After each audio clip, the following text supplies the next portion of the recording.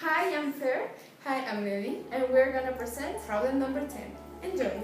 Tom is at the top of a 100 tall feet building when he sees Mark 50 feet away from the building.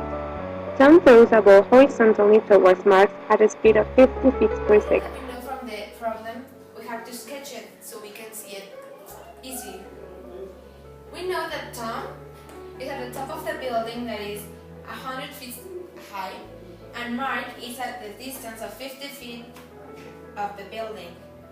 And Tom throws the ball horizontally at a velocity of 50 feet per second. So this is a sketch. When we have our data in feet, for a better understanding, we decided to convert feet to meters. So 1 foot, we know that it's equal to 0.3048 So these are the meters. data that we are going to use for a better understanding of the problem. So we make our data. Y is the distance in the y-axis, and x is the displacement in the x-axis. So we have them in data in meters. We know that displacement is negative because it's going down. So then the velocity is 15.24, and we know that gravity is equal to minus 9.8. But we have to get the components of get the results. So we're going to use just this. Y is 0. The first question of the problem was write the equation of motion. And we have this one that is with the variables of physics, and this one that is the variables of math, but they are the same.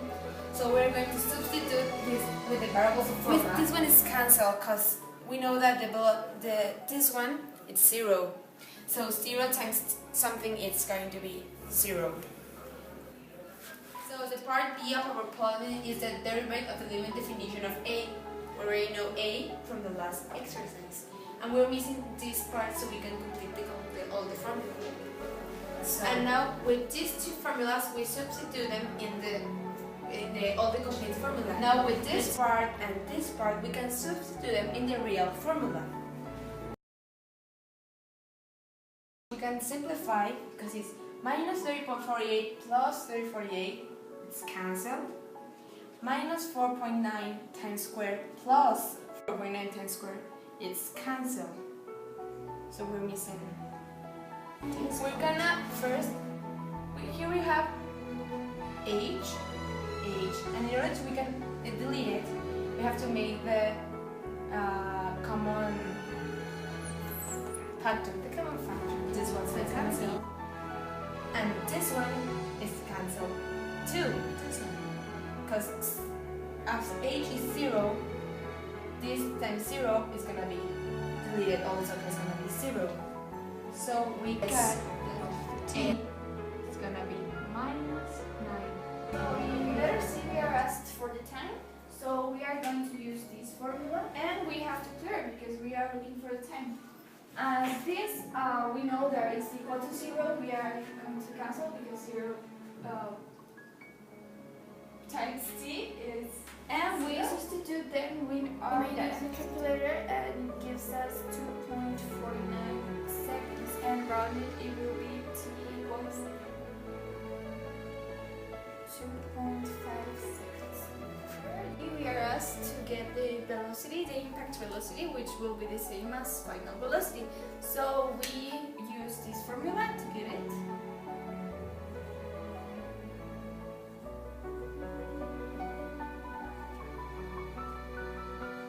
And we have to clear it because we are looking for the final velocity. So we substitute, and we make this new calculator.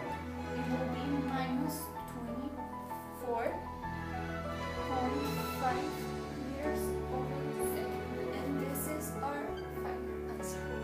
We are asked the distance that Mark has to run in order to catch the ball.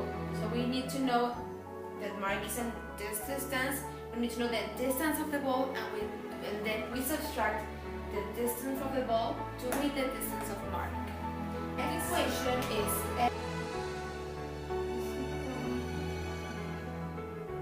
we don't have to clear because it's clear already. And it's equals to it's 15.25 meters per second times